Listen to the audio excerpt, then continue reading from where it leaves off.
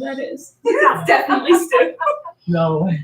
Because he told us in our class. I have to get there, right? I just have to He get said, as long as I get there, sometimes I'll just eat in my car.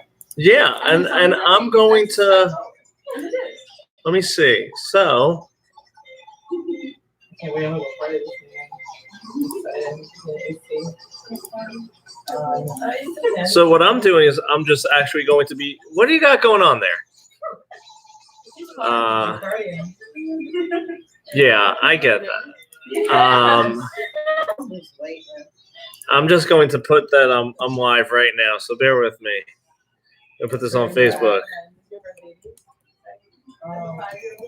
Did you do like that? Working out I was sick 16 days. The first 16 days I was sick.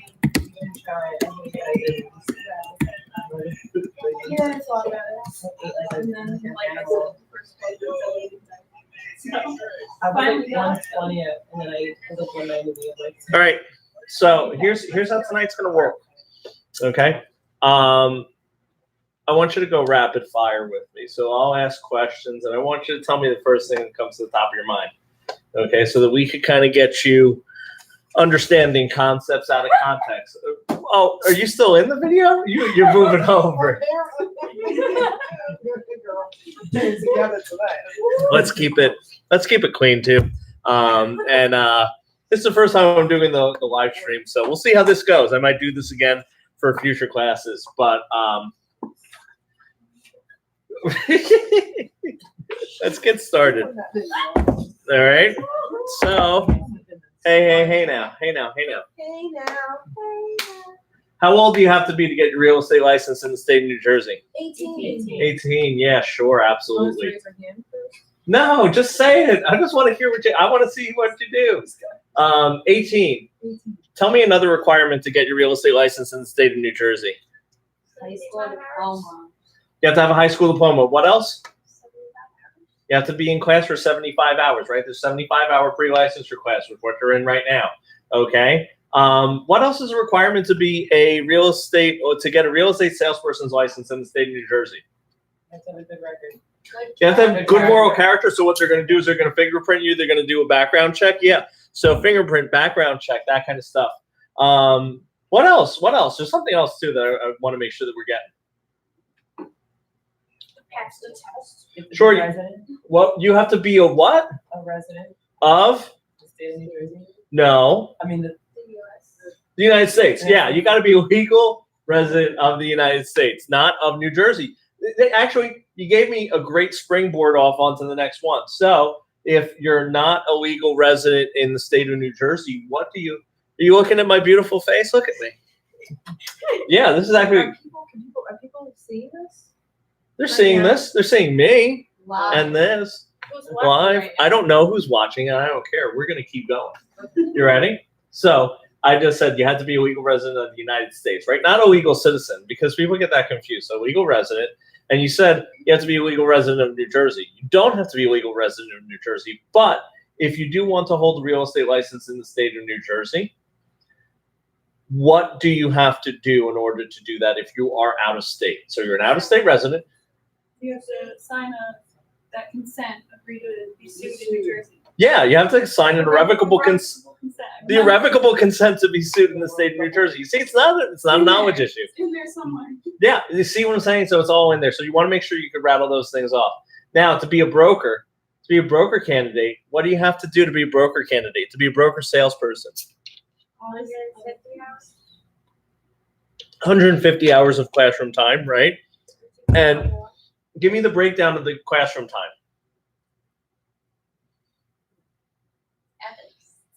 What? Ethics. So we have, okay, so someone yelled out ethics. So we have 150 hours. One part of it is ethics. How many hours is ethics? 20? 30. 30 hours ethics. Okay. So we have 120 hours left. What's the other two? We need a breakdown on the other two. How about 90 hours of general, right? 90 hours of general and then 30 hours of office management. So broker's class is broken down as 90 hours general, 30 hours office management, 30 hours ethics. things, right? There's also additional requirements to be a broker candidate. As a real estate agent. So 3 years as a real estate salesperson full time, right? Is that continuous or could it be broken up? Continuous. Continuous, yeah, we have to have continuous 3 years full time. Absolutely, 1000%. Now we'll waive that 3 years full time for someone who meets what requirement? Veteran. A veteran who, Military veteran. yeah, a military veteran as opposed to they have to be honorably discharged with a war-connected wound or service disability. So if they have a war-connected wounds or service disability, they're going to have the they're going to have the experience portion waived. Do they still have to take the 150 hours of classroom time? Yes, they do. They still have to pass the broker's exam as well. So I've actually had a student, and I told you this when we were going over this chapter. I had a student who was in his 50s that took the salesperson's class, passed, took the salesperson's exam, immediately came right back into class and did broker's exam. Okay? Immediately came right back into class, did another 150 hours on top of it, went for the broker's exam because the 3 years full time was waived for him. Yes, yes. Now, tell me this. How long do our licenses last? When do they expire? Every 2 years. June 30th. Odd year. Odd year. So you all piecemealed that together for the right answer. So June 30th of every odd year, every license expires. Now, within that period of time, what do you need to do? 15 hours of continuing education. 12 hours of continuing ed. Oh, You could do extra. You could do extra credit. 2 of those hours have to be in what? no. Ethics. You could, and here's the thing with the continuing education. The continuing education, you could do it all online, including the 2 hours of ethics. Okay, you could do that all online. The in-person classes, the broker's class, and the salesperson's class have to be exactly what you guys are doing in person. Very good, very good, very good. Now, what can a broker do that a salesperson cannot? What can a broker do that a salesperson cannot? Sure. So you need a broker salesperson to manage a branch office, right? Or manage a main office. Okay. What else can they do? Why would you want to get a broker's license? Other than to be cool and have a cool business card. You can have your own brokerage, right? So the 2 main things is that you can be a broker salesperson and manage a branch office or a main location. And also you can own your own brokerage, okay? So those are 2 big main factors. Oh, what is the New Jersey Real Estate Commission? How many members are in the New Jersey Real Estate Commission? 8. 8. Yeah. Sure. I forget, what was it like? Give me the breakdown of them. Give me the breakdown of them. Wasn't it like 1 person from the public or 5 2 is people from the public and then How about your second answer? 2 people from the general from the public. general public? Sure. Then One the- governor. 1 governor-elect, sure. So I have 3 accounted for. What are the other 5? 2 actual like brokers or something. No, it's 5, 2, 2. Yeah. It's 5, 2, and 1 equals 8. 5, 1, that's Yeah, everyone, yeah. 5, 2, and 1. So 5, 2, and 1 equals 8, right? So we got 1 governor-elect. We have 2 from the general public. Then 5 salespeople, right? Yeah. are brokers for 10 years or more. 5 brokers, 10 years or more. Okay. So that is the New Jersey Real Estate Commission. New Jersey Real Estate Commission also, how long do the 7 seats, sit for how many years terms? 3-year terms, right? So the 7 seats sit for 3-year terms. That one other seat, does it have a defined term? No. Who elects all of the members of the Real Estate Commission? What do we say? The governor does. The governor selects every single one of them. Absolutely. Based on the New Jersey Real Estate Sales Full Disclosure Act, how many days do we have to cancel a sales contract that's purchased through that is purchased in the state of New Jersey that is registered with the Bureau of Subdivided Land Sales? It's a loaded 7 question. days. 7 calendar days. Calendar days. Think of it this way. You ready? I'll help you with the calendar and business day things. Okay. If it has to do with canceling something, okay, it's probably going to be on calendar days, right? Because it doesn't matter if banks are open or not. Where you have your business days, you're thinking 5 business days for depositing any earnest money checks. Why do we do business days on that? Because there are times in the calendar where, think about if you get a check. Let's say you get a check, an earnest money check, and you have to deposit it. Let's say you get it the Wednesday before Thanksgiving. Banks, that's an eyebrow raise, right? Yeah, good luck when you're going to get that check in there. So you need to have 5 business days to allow for you to get to the bank when the bank is operating under normal business hours. Does that make sense? It's got to do with money, pretty much. Yeah, when it has to do with money or canceling, when it has to do with money, business days.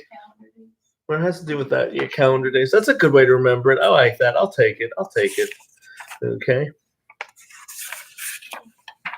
We have referral licenses in the state of New Jersey. What can a referral licensee do? What's the only thing they could do? Refer to a different. They could refer business out, right? Because why do we need a real estate license? Why do we need a real estate license? To sell property. Well, if I own a home, can I sell my home? Yeah. I don't need a real estate license then, right? If I wanted to put a for sale by owner sign, if I want to go to Home Depot and put a for sale by owner sign in my lawn, I'm cool with that, right? I can do that. So I don't need a license for that. So what do I need to have a real estate license for? For compensation, right. So when I'm assisting someone in a real estate transaction or I'm taking part of it for compensation, good or valuable compensation, I need to have a real estate license. I need to be licensed, okay? Who's the only person that could pay you in a real estate transaction? Your broker. That's the multiplied by 0 answer. I always told you that's the multiplied by 0 answer. What happens is the state will give you questions that will go like this. Broker A is selling a home on 123 Main Street. It is a beautiful home. The seller needs to sell it by Thanksgiving. And if they sell it by Thanksgiving, they're giving a bonus of $4,000. That bonus is paid in an Amazon gift card. Everyone loves Amazon. It's an amazing thing. My wife loves Amazon. I hope I can guarantee you I can talk about my wife because she's not watching. She might be one of the 2 people. No. So Amazon gift card. You have a $4,000 gift card, right? Okay. And it'll say to you, hey, you do all this, you secure everything, you get it all done, wrapped up in a bow before Thanksgiving. What happens with that $4,000 gift card? As soon as it says who pays you, the answer is your broker. It's multiplied by 0. As soon as they ask you who pays you, the answer is your broker. Doesn't matter how you got there. Doesn't matter what convoluted way you get around the whole thing where you go, oh, but it's this. What happens with that? The answer would be goes to the broker. Always goes, no. So understand this. For the sanctity of the test and all that stuff, the answer is always your broker must pay you. Yeah. What you and your broker decide to do with that $4,000, that's totally on you and your broker. But it has to go through your broker. And typically, normal business, brokers, usually in my career, they have just given me the bonuses, right? But again, it depends. It really depends because every single thing is negotiable. Every single thing is negotiable when it comes to having your office and running your business. Any questions, concerns, burning desires so far? Emotional or emotional outbursts? Yeah. No emotional outbursts. No. We're all pretty good here. So, you ready? Let's keep going. Now, when you have an office, okay, can your place of business be in the home of a salesperson? No. No. Can it be in the home of a broker salesperson? Yes. But it has to have a separate residence. And it has somewhere out where people can see. Real big, the front, the name. This is the reason you failed the exam. That's just only on the business. You ready? Wait, time It has to be out. bigger. I have to. Helen is sitting there and watching this whole thing unfold. Listen to what you said. Because listen to what I say. Alright, here we go. Because here's the thing. You're able to rattle this off to me. And because you're able to rattle this off to me, I know and I understand that you failing the exam is not a knowledge thing. Because you eloquently said, you gave me more information. It's in there. I said to you, can it be in the office of a broker salesperson? The answer to that is no. It can be in the home of a broker of record. So what happens is this: when you're reading it, do you see what I'm saying? So it's all, and that's why I say to you, like you're falling into the pitfall of why I failed my exam, right? I failed my exam, not a lack of knowledge. I failed it because I would read it. You'd be like, oh, I know that. Just like you. And I here's just said it was on the test. Yeah, that question. I know it's on the test. There's, like I said, and you know it.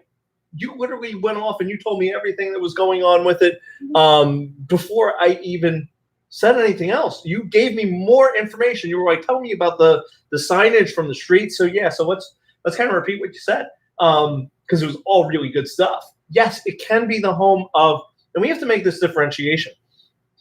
Broker of record is the responsible party. You I know you're watching me go on my YouTube and you're laughing, but that's okay.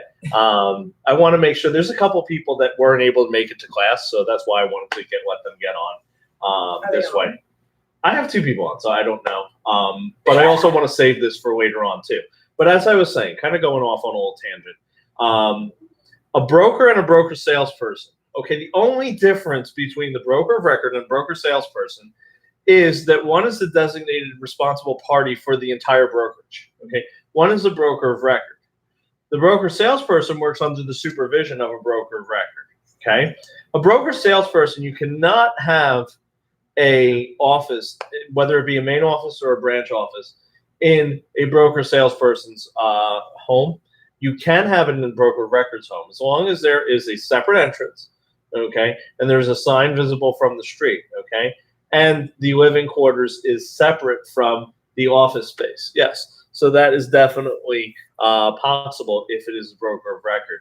Let me ask you a question. How do we issue a temporary broker's license? Let's say I have an office of 4 salespeople, right? I die. I'm the broker of record. It's Stu's awesome real estate company. Temporary apply for it, right? You have to apply for a temporary one, but who applies and what criteria do they have to meet? Salesperson.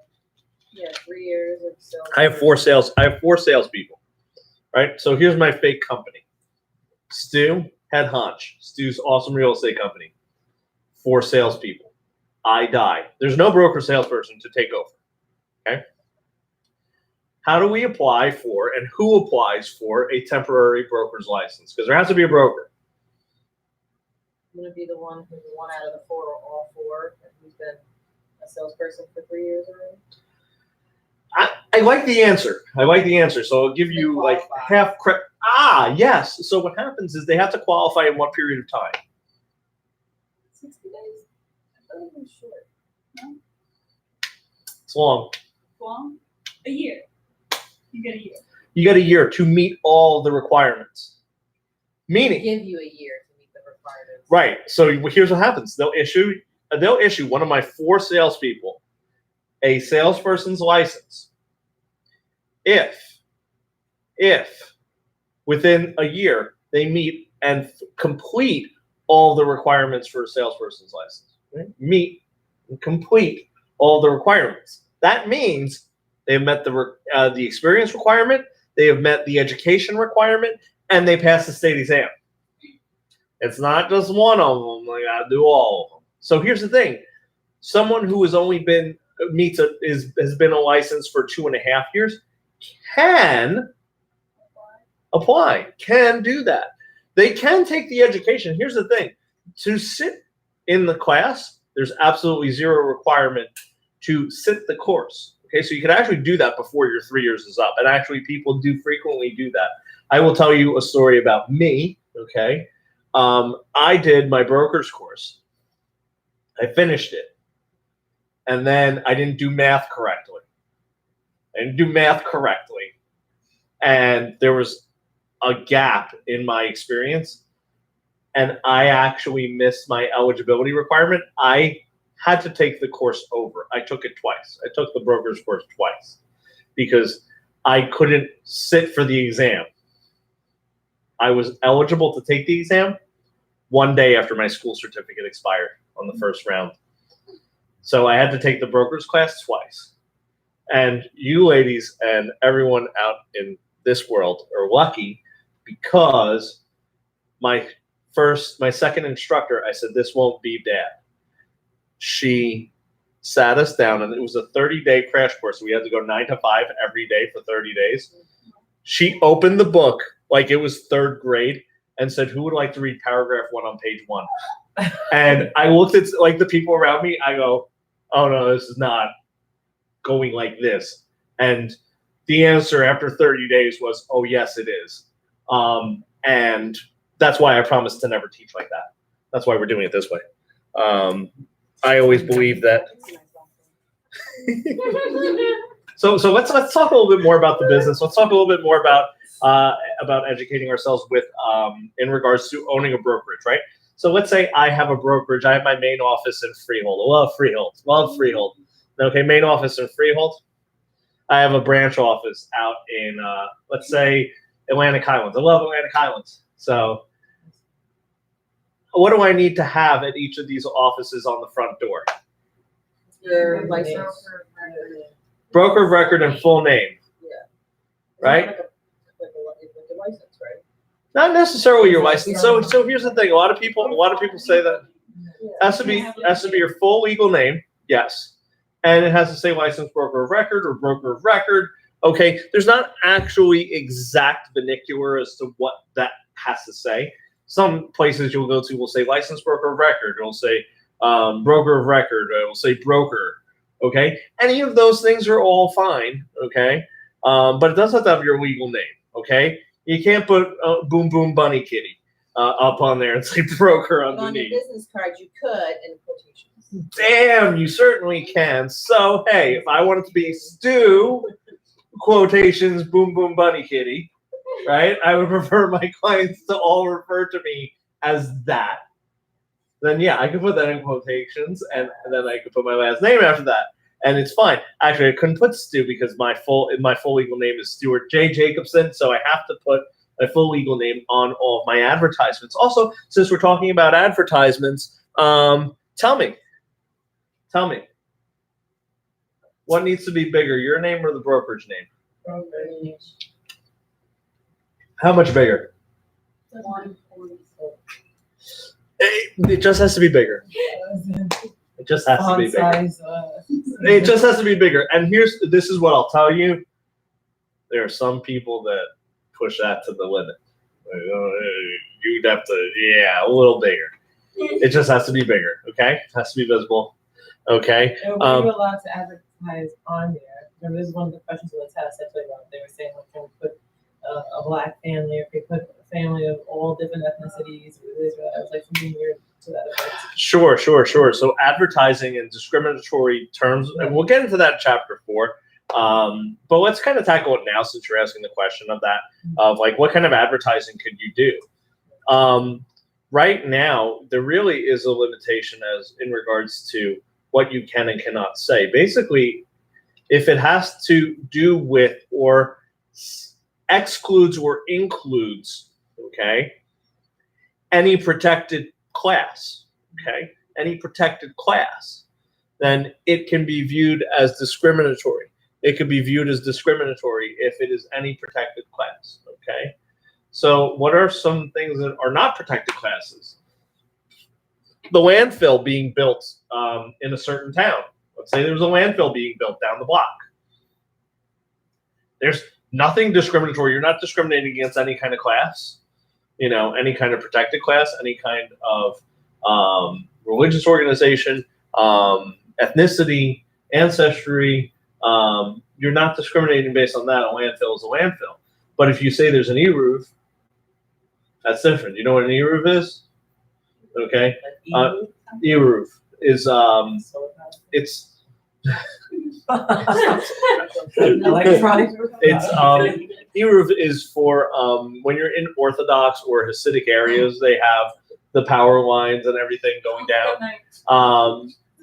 And they have the e-roofs where places that you can walk during Sabbath. But e-roof, yeah. If you want to have some interesting Googling later, you could do that. And listen to what I'm going to tell you. It's built on the street. Google it. So what happens is this. It's some interesting Googling. And again, I always encourage you guys to educate yourselves on these things, because when you hear them, because there's a lot of different ethnicities, religions, cheese Louise, ham and cheddar cheese. Don't ask me. What I would say is this. Also, get the book. Kiss, Bow, Shake Hands. Before you get into the business, Kiss, Bow, Shake Hands. It actually basically is a glossary. For like what's offensive, right? Like what's offensive and what's not. Like certain Asian cultures, you have to hand the business card with like two hands, and like it's you get crazy. It gets really nuts. I can tell you plenty of other stories, but I digress. So let's keep moving along. Can I just say something about the business card? Like if they send out a business card specialized in Asian neighborhoods, that's not allowed, right? They can't pick out a neighborhood and tell you this is specifically a Jewish, Asian, a certain ethnicity neighborhood. Maybe It's like that's an what they electrical cord. I think you're allowed to say Yeah. if you speak Russian, Well, that, speak yeah. Asian, I think you're allowed to put Speak that in the card. Spanish. You just Yeah, can't- if you speak certain languages, if you speak certain things. You can't discriminate in these certain neighborhoods, just Orthodox. I specialize in Orthodox neighborhoods. That's not. Like all different ethnicities, type of family, or are they just all different African American? I forgot what the other two choices were. I forgot what. Basically, if it means that you have to include or exclude, you cannot. Right, you cannot. So now You cannot. There's no, and like you show every single ethnicity in the world, you can't show anything. Like, can't show anything. So the bottom line is there's a lot of things that are just blanket statements that are just not allowed. Now, when we talk about our the bank accounts for the real estate offices, our trust and escrow accounts. Okay, our trust or escrow account, is that interest bearing? No, it has to be a non-interest bearing trust account that we set up. Every single real estate brokerage needs to have a trust account that is non-interest bearing, right? And now you also have to have operating expenses where the commissions go into, where you pay your lights, all that kind of stuff. You buy yourself nice chairs, things like that. You can't, oh wow, commingling, yes. You cannot mix the two funds. You cannot commingle, that's illegal, yeah. So if you cross funds, look, listen, hey. I don't know what hit me, somehow it hit me, I knew the answer, I don't know how to. Because you know what it is. That's the whole thing. It's you know it. That's why I'm saying a lot of my students do not have knowledge problems. It's not knowledge problems. Like I said, I have about an 80% pass rate, and people who fail, you psych yourself out. You don't read it. Just like I was asking the question before, and we just went right to, the answer, which is a correct answer for another question, right? Which shows it's, like I said, not a knowledge problem. Now let's keep moving along. Let's get to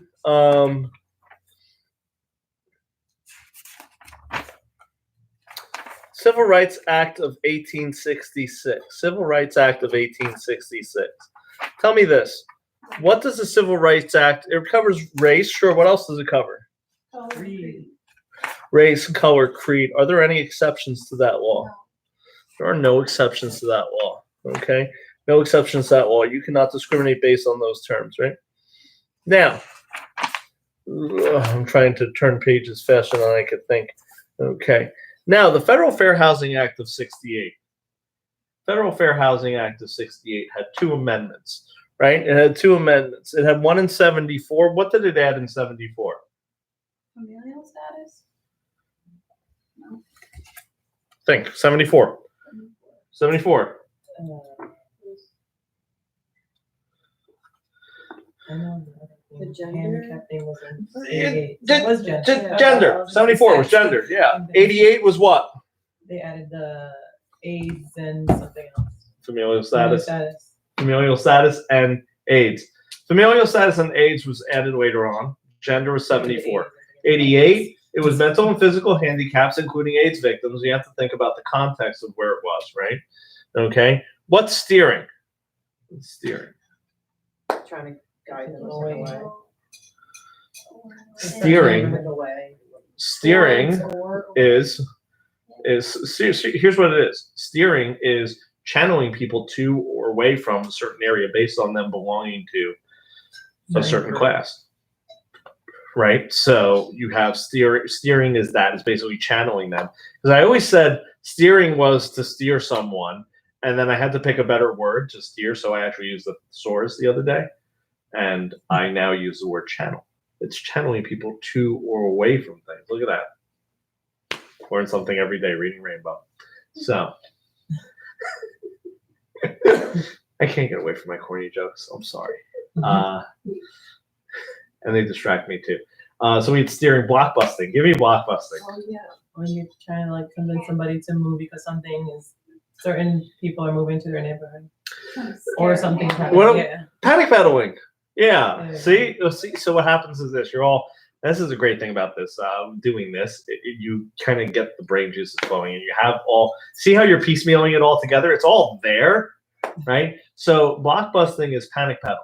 Panic pedaling is inducing fear of a protected class moving into an area for someone to sell.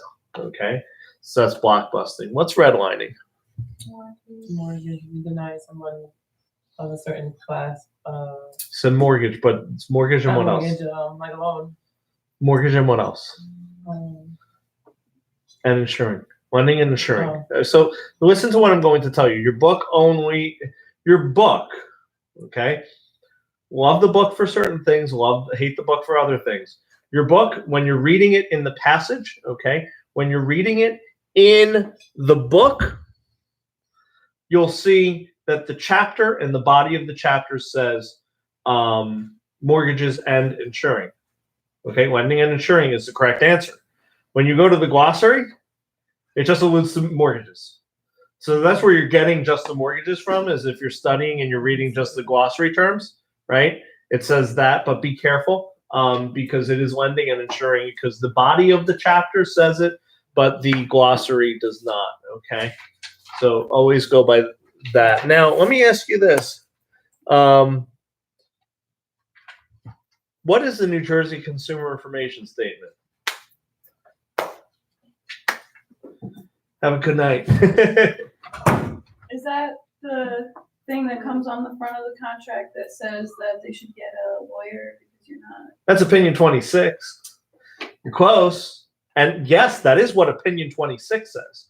So opinion 26. So let's talk about this, because they're two documents that have different things, right? And they're used at different times. So opinion 26.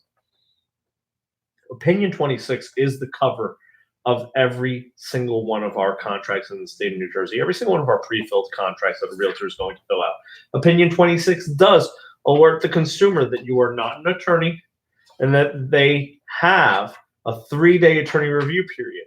If an attorney does not disapprove of this contract prior to 3 business days, then the contract is legal and binding. Okay? That's opinion 26. The New Jersey Consumer Information Statement is a document disclosing the ways in which real estate professionals can work with a client in the state of New Jersey. There are 4 ways in which we can work with people in the state of New Jersey. What are those ways? Disclose dual agency. Excellent. Now we have 3 left. Special agent, a specific agent. No. We're going to talk about that in a few seconds. Put a pin mark on that. That's not going to be mentioned in the Consumer Information Statement. Listing agreements. We'll talk about that in a little bit too. Pin that. The ways in which we could work with the client. This one's hard, okay? But it's very important. So we have dual disclosed agent.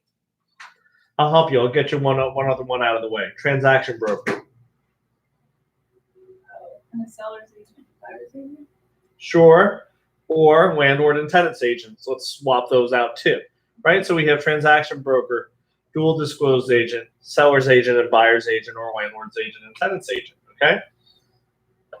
Now, when we are working as a agent on behalf of any of our clients, we owe them the fiduciary responsibilities. What are the fiduciary responsibilities we owe them?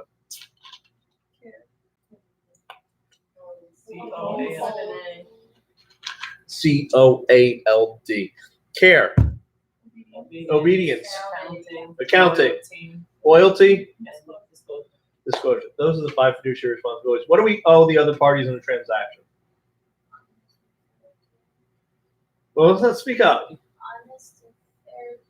Honest and fair dealing. Yeah. Honest and fair dealing, right? Okay. To give an example, pick which one it was. I don't know what the example. It was like give an example of which one is which. Like it'll say the question blah blah blah, and then the answer it was either disclosure, loyalty, or whatever. So you gotta choose. Right. So you have I to don't know know. if I got that wrong. You have to know your fiduciary responsibilities. Now let's talk about special agency. Let's talk about the general law of agency. So there's 3 types of agency, general agency, when you are representing a client, right? Okay. When an agent of any sort is representing someone. There's universal agency. Give me an example of universal agency.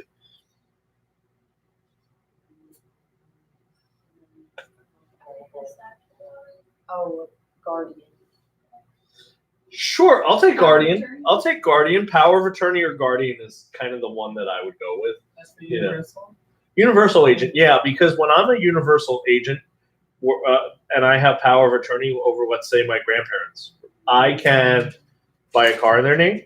I can sell their home. I can pick up medication. So I have agency over many different aspects of their life. I have agency over a lot of different aspects of their life. Give me an example of general agency. General agency. Property manager, right. Let's say I'm a mogul. Let's say I'm Donald Trump. Okay. I own a couple buildings, just a handful, right? And each one of my buildings has a property manager. So property A, okay, I have a property manager there. That property manager could do, write a check to, to get the pipes fixed. They could fill a vacancy. They could do all this kind of stuff. So property manager right over here in property A could do that, but they can't go out and buy me a Tesla, right? So they have agency, but only over certain aspects of what I allow them to have agency over. But they have a wide-spanning breadth of, that's general, right? General agency. Then specific agency or special agency. What's that? That's us. Yes. Soon to be. Okay. Yes. It's us. So when I list a home or when I help someone buy a home, okay, I can help them through the transaction. It's a transactional thing. If I list a home and I market it to be sold, okay, and a tree branch falls on the roof, okay, I can alert the client. I can let them know, hey, tree branch fell on the roof. You have a 5-foot hole in your roof. I could do that, but it is not my responsibility to call a roofer, write the check, and say, here you go. So that's not my responsibility. Tell me, give me 2 examples of when dual disclosed agency happens. When does dual disclosed agency happen? 2 times. What was that? Sure, that's 1 time. So I have the buyer, I have the seller, right? Double bubble. That's awesome. That's great stuff. What's the other time that it happens?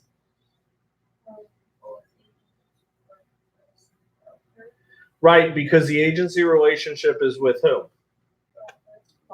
The client and the broker. The client and the broker. You're actually working as a representative of the broker, right?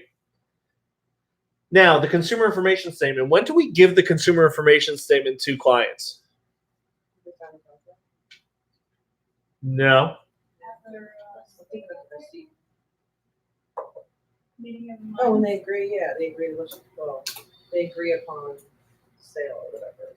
Don't worry, real estate agents don't know this answer either. The answer to this is this: before any substantial conversation is had about real estate, you're supposed to be giving the consumer information statement. So Why? before the meeting of the minds? Yeah. So watch this. So technically, let's say you come to me and say, "Hey, Stu, I want to go buy a house." I'd say, "Awesome. Come meet me in my office or meet me at a Starbucks and let's go over a couple things." And what I do is before they start flapping their gums and telling me all this stuff, I need to do this. I need to say, "Hey, before you give me any information about you, your buying power, all that stuff, I need to tell you this here.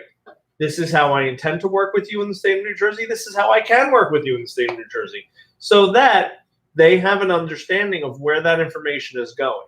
Okay? Because here's the thing. If you are the listing agent, let's say you're the listing agent, right? And they see your face on the sign on the side of the road.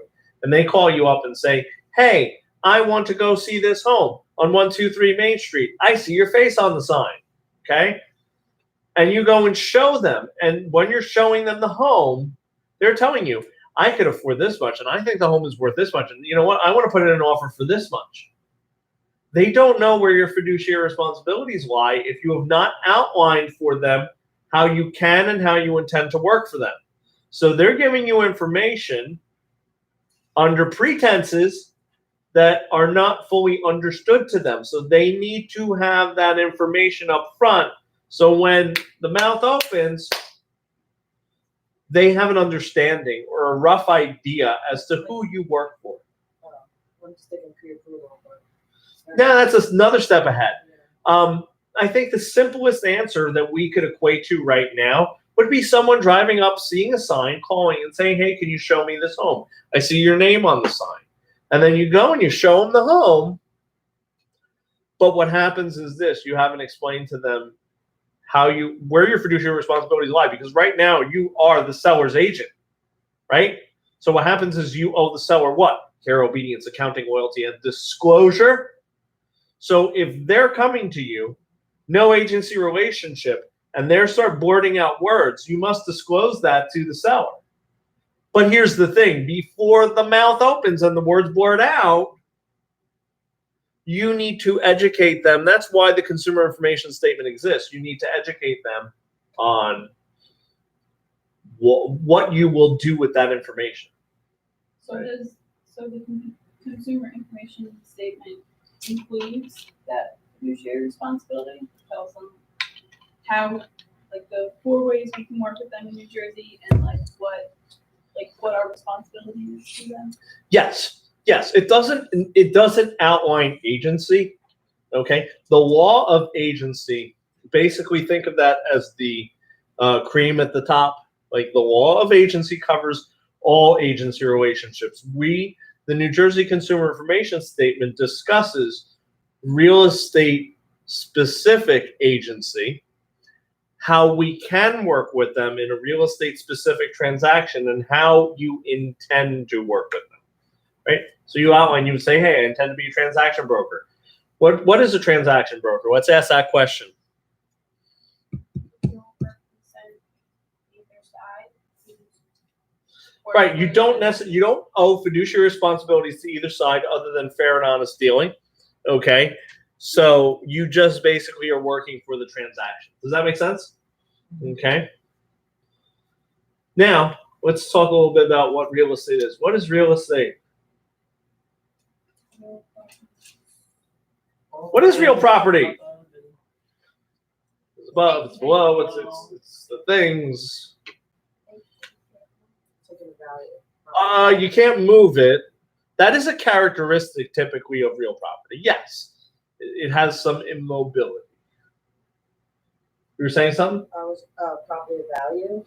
value. Yeah, it has value. Guess what? A pen has value. The straw in your cup has value. Not a lot, but everything has a value. So the fact that it has value is a property of it? Sure, but I could say that of a lot of things. You know, my presence has value. It sure does. Oh, you almost want to show your face. Yeah, my presence does have value. It does have value. For all of you and the 2 people that are live with us and then the people that are going to be watching us, it does have some value. So value is not necessarily a characteristic of real estate. Okay, coincidentally, it is, right? Real estate has value. Real estate has value because one of its properties, which is it's scarce. Right? God has given us all of the land that we will ever have, all the land that we will ever be able to make. We all have it. It has scarcity. We are not creating any new lands, right? So, what was that? We can create new land? How? One of the chapters says that you can fill Accretion. water with Oh. solid material. So accretion is a creation of new land by the deposit of alluvium. Sure, let's get ahead of ourselves. Let's get fancy. You can't stop me. Let's do that. So accretion is the deposit of alluvium, and it does create new land. But what happens is, I'll give you another mind bender. You ready? Okay. Alluvium's already there. It's just being deposited onto other land. So what they're basically doing is taking land that we already have, or sediments of land, and then moving it onto other lands. So it's not creating new land. It's not going like this. It's not going new land, right? It's just basically taking this land here and moving it here. Okay? What happens is it seems like it is creating new land because if you are observing accretion, it is the creation of new land through the deposit of alluvium. Okay? So if you are observing accretion, you are probably also adversely observing, if you were on the other side where the alluvium was, you're observing the opposite of accretion, which is erosion. So let's just say, for argument's sake, every single person on the face of the earth has been blown off the face of the earth. All animals are gone. Everything is gone. There are 2 people left alive. There are 2 people left alive. Me and my dog Rosie. We have a very promising future. Okay? I am on my island. Rosie is on her island. We can see each other and we can wave to each other. We can't do much else. You ready? Rosie goes, "Oh my gosh, the water's taking away some of Rosie Island." Okay? She's panicking a little bit. I'm on the other island looking at this and going, Stu Island's getting bigger. Rosie's experiencing erosion. I'm experiencing accretion. However, this land is just moving between the 2 islands. It's not creating, okay? So, yes, accretion. And how do we remember that accretion is the creation of new lands in the deposit of alluvium? Sounds like creation. It sounds like creation. Sounds like creation, right? Thank you so much. Thank you so much. But we're talking about real estate. We're talking about characteristics of real estate. We're talking about the definition of real estate. So let me give you the definition of real estate. Okay? Real estate is land, okay, all natural and man-made improvements to the land, air rights and subsurface rights. Okay, so you go to the core of the earth, you go to the infinity and beyond. Okay, there are limitations to your ownership of land. Right? When you own real estate, it is said that you own a bundle of rights. What are the bundle of rights?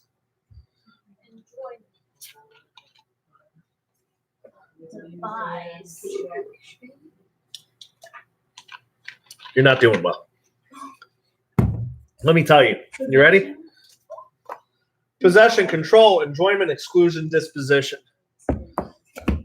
Gosh darn it. So when you own a bundle of when you own real property, it is said that you own that. Real property, like we were saying, characteristics, it's usually not movable. What is basically the opposite of real property is personal property, right? my phone, my soda that I've been drinking. This is all personal property. What's another word for personal property? Chattel. Chattel. You are not going to fail. What what I was said What was first. the channel? Chattel. Chattel. Chattel. Chattel. Chattel. Chattel. Chat. Chattel. Oh, chattel. Chattel. Okay. Chattel. Snap chattel. I actually wanted to create. I wanted to create a real estate education application and call it Snap Chattel. Oh, that's cool. Yeah, right? I'm not smart enough for that. This is as Snap Chattel as I get. So chattel is personal property, right? So we define personal property has mobility, right? How does personal property or chattel transfer? Through title? No, wait, personal property? Bill of sale. Bill of sale. Thank you. Bill of sale. What's an implement? I know it. It's a personal property. Props. Ooh, crops. Yeah, I was actually going to tell you yesterday I had some delicious Jersey corn. And actually, do you know what you could get now? They make this, okay? It's called a butter boy. You make a butter boy, a butter girl. What you do is you put a stick of butter in it, and it actually is just used. This kitchen accessory is only used to butter corn. And it just butters corn, but it looks like a little boy. So you take off its head and you butter your corn. And fat people like me know that. That there are these kitchen accessories. I digress though. So we were talking about chattel. Now chattel can become real property, and real property can become chattel.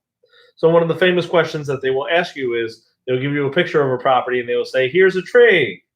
Is it real property or personal property? It is real. It is real. Tree is chopped down, turned into lumber. It is personal. Lumber is then used to make a deck on the property. It is real.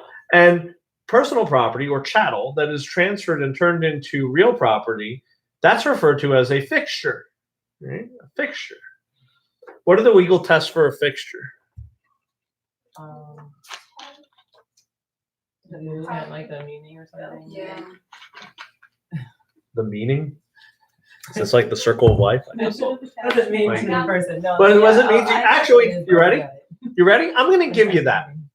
Relationship of the item to the party is annexing it to the property. Right. That's what I'm Bam! Yeah, that's what you're saying to me. You're saying, you're like, it's the feels, Yeah. right? Hashtag feels? saying.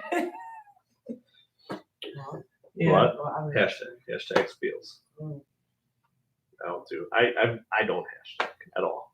yeah. Pound sign. Pound sign feels. That's what that. When I was a kid, that's what it was. It was Yeah. or you make it bigger and it's tic tac toe. I remember. I still have notes folded up into footballs with tic tac toe on. That's some of you youngins. You don't know. But Rosa, right? Little football notes. You unfold it. Yeah, I'm coming up there in age. I'm getting old. But yeah, we're talking about fixtures. So one is the relationship of the items to the party. What's another thing? Method of attachment. Method of attachment, right? So you take the item, you say, what is the method of attachment? What's another legal test of a fixture? Adaptation of article. Adaptation of the article to the real estate. What does that mean? Okay, so great question. Okay, you ready? Mailbox. Mhm. You get a mailbox. Love my mailbox scenario. You get a mailbox from It says home. Mailbox next to it, but that's all I got. Because I'm not even reading the book, and I know because I'm that good. You ready? So mailbox. You ready? Mailbox. I go to Home Depot, okay, and I get a beautiful mailbox, and now I cement it into the ground in front of my property. Okay, so you have relationship of the item to the parties. Unless I spent $1 million on this thing, there's not going to be much relationship for me, right? I'm not going to. I'm not really attached to this. Okay. Method of attachment to the property. It's cemented in. No one's going to say it might be there. It's nailed in. You could wiggles, right? And the question that you had was on the adaptation of the article to the real estate. The adaptation of this article to the real estate is that it is the mailbox for the property. You know, it has adapted to be an integral. Yeah, kind of like what's its function and how has it adapted to the property? Like how integral is this to the property, right? A center island that was there, maybe it was movable, maybe it was on wheels, maybe it wasn't. The adaptation of that item to the property, it's going to have a very low adaptation view, right? You know, they're going to be like, that really wasn't super important to the property. It hasn't adapted to the property to be an integral part, right? So when I put a roof on the property, okay, the adaptation is super important. We would all agree. And understand this too. These legal tests of a fixture, we're not here to, you don't need to really go that in depth on it as far as is there a relationship of the items to the parties? Is there this?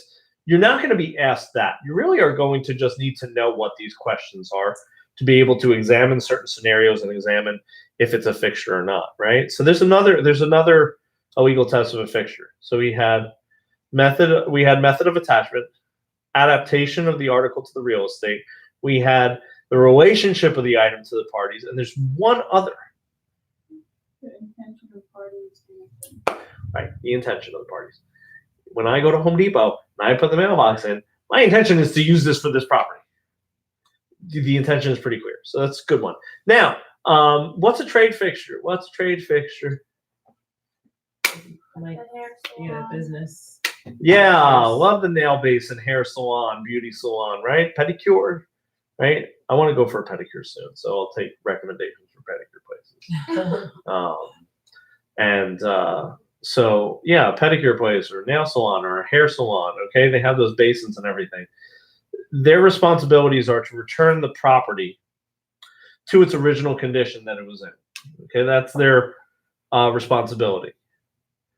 They are not responsible for leaving all the fixtures in because they're trade fixtures. They go with the business. Trade fixtures go with the business. Regular fixtures, such as the deck, the wood from the deck, the mailbox, those are not considered trade fixtures and they don't go with the business. We said that emblements are annual crops. Is an emblement part of the real property or is that personal property? Personal. Personal property. So annual crops, the right to harvest the annual crops.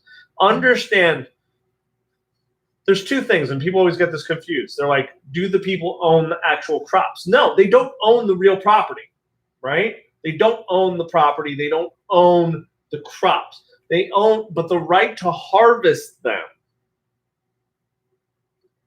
is owned by the person with the implement. Is the implement, it needs to be transferred through a bill of sale. Okay. Any questions, concerns, burning desires, or emotional outbursts? What else could be an implement versus basis of just crops? Crops are implements. Because here's the thing: the word chattel refers to all personal property, right? All items that could be classified under personal property is a chattel. Implements are a special kind of chattel. Okay. So what happens is implements don't have, there's nothing else under implements. Okay. They're annual crops. Okay. That can be harvested. So like, if you sell property, Sure. somebody else owns it now, there's crops on the property. Stew's corns. Okay. Love corn. It has to be the ones with the multicolored though. I don't grow the white with yellow. It has to be the multicolored. But does that mean you're coming back and taking care of these crops? The or do you multicolored just- corn? Yeah, or do you just have the right to come and harvest the crop? So the right to harvest the crop comes with the right to cultivate okay, here's the thing. That's what I'm saying. Like, You follow this. You ready? Implements, and we're looking a little too much into this, but I'm going to go down this rabbit hole anyway. The right to harvest a crop comes with other additional responsibilities, such as cultivating it and everything. So the cultivation and the harvest they go together.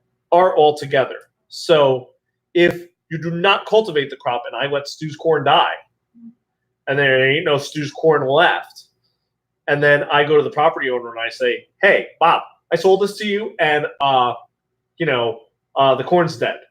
Look at me and go,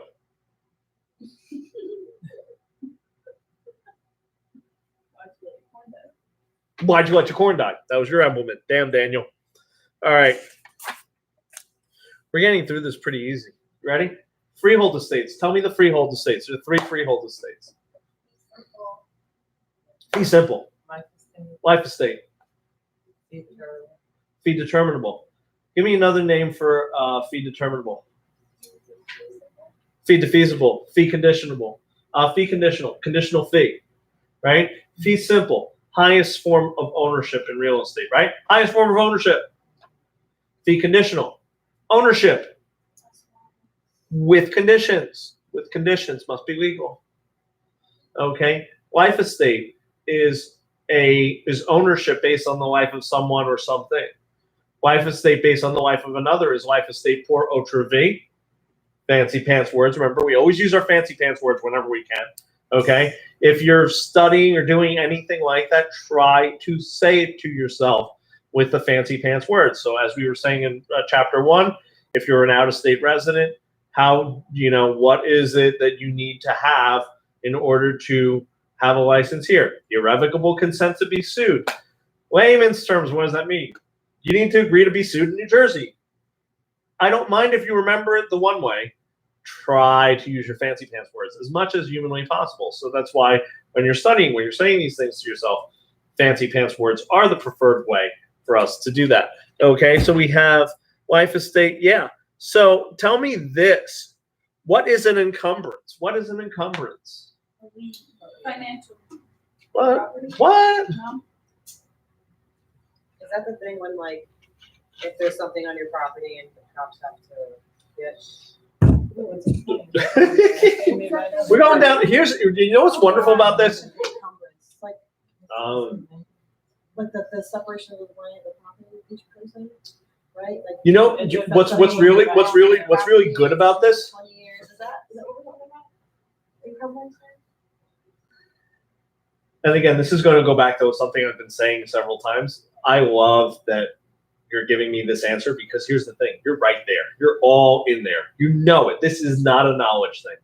You just need to fine tune it. That's why the flashcards are important. That's why going through the YouTube videos are important. So what is an encumbrance? An encumbrance could be financial or physical, right? Right? Could be financial or physical. So yes, it could be a lien. Yes, it could be an easement or an encroachment, right? So you're giving me versions of an encumbrance. And here's the thing. I always say that encumbrances are hard to define because encumbrances are things that basically what they do is they are limitations to the ownership of property. So remember when we just defined that you have a bundle of rights. You have a bundle of rights. You have all these things. You could go all the way to the moon. You could go all the way to the mantle of the earth. There are encumbrances on your property, okay? There are government powers that we'll talk about in a little bit, okay, on your property, okay? Things that limit that. Things that limit you as far as encumbrances could be financial or physical. So liens. Okay, what's the first priority lien? Taxes, What kind of taxes? property. What kind of, so property taxes. Give me the fancy pants word for them. The ad valorem taxes. Ad valorem taxes. So there's 2 types of property taxes. There are special assessments. There are ad valorem taxes. Ad valorem is just Latin for according to the value. According to value, right? According to value. So those are our financial encumbrances. We said that first priority is always our general real estate taxes, which are ad valorem taxes. Everything else goes in what order? What priority order? By the date Yeah. that it was filed. I kind of like filed, but let's say recorded. Yeah. Recorded. Here's the thing. And listen, here's why I get nitpicky on it. You ready? Recording has to do with making things known, right? Recording something has to do with making it known, okay? That is basically giving what is called effective notice. Saying, hey, everybody, we have basically, I have recorded this lien. So financial liens, there are voluntary, involuntary, specific, or general, right? Involuntary liens are ad valorem taxes or involuntary specific liens. A judgment, Okay, a judgment on me would cover all of the real estate that I have. So it would be a general lien, not specific to any one home that I own, and it would be involuntary. Mortgage, specific voluntary. You don't have to take out a mortgage. If you have the money in the bank, go ahead, buy it outright. You do not have to mortgage your property. And mortgages. Who's the mortgagor? OR gives. Who gives the mortgage? One thing you need to remember. The money is not the mortgage. So the bank is giving the money, right? C. Agreed. So the borrower is giving the mortgage to the lender because the lender is receiving a mortgage. Because what is a mortgage? Promise to pay. Promise to repay a loan, right? A mortgage is using real property as collateral to repay a loan, right? So you're allowing them to put a financial lien on your home, right? You're allowing them to put a financial lien on your home as collateral to repay the loan they give you. All the bank is doing is giving you money. Yeah. Bank is not giving you a mortgage. But what happens is the way that we use the terminology, I always tell buyers, are you getting a mortgage? You're not getting a mortgage. You're getting a boatload of money. They're giving a mortgage, right? They're giving a mortgage. They're in turn getting a loan. Okay? So let's kind of backtrack a little bit. So we were talking about our fee simple estates, life estates, conditional estates. We were talking about encumbrances. Let's talk about easements. There's several kinds of easements. What's a gross easement? When the utility people that own their property. Right, utility companies have gross leases or utilities or easements in gross on your properties so that they can access them. What is an easement? I said that it was an encumbrance. An easement is an encumbrance. Right to use or access a property, right? I have an easement on a property. It's not ownership. It's right to use or access property, okay? What is an easement appurtenant? Easement appurtenant. That's like where you're using it for a certain amount of time and then it passes with the property. It's like 20 years. Yeah, like That's an easement by prescription. Excellent. You told me everything for an easement by prescription. You're using it in an open and hostile way for 20 years, right? And now you apply for an easement by prescription. You have met the prescriptive period of 20 years, open and hostile usage. You can apply for an easement by prescription. Excellent. Easement appurtenant is a voluntary easement that is made with two adjoining properties, right? Then both owners have to agree, right? Both property people have to agree. Well, the one benefiting is always going to agree. But it's like- Listen. The one benefiting is always going to agree, usually, right?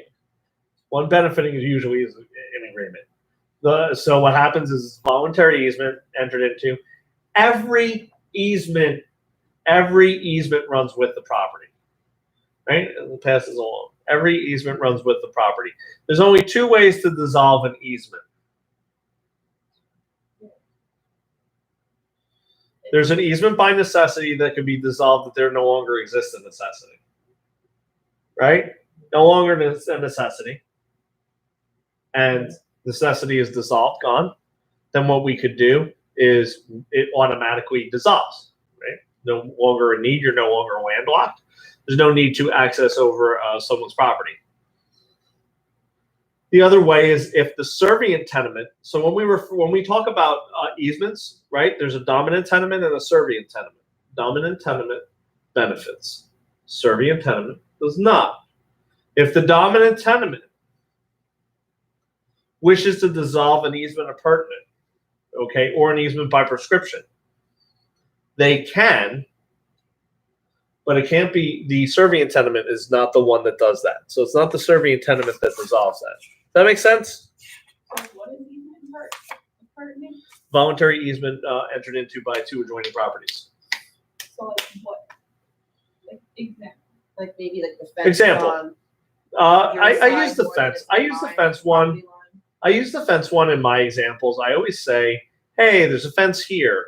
and I'm using this 5 feet of property. Okay.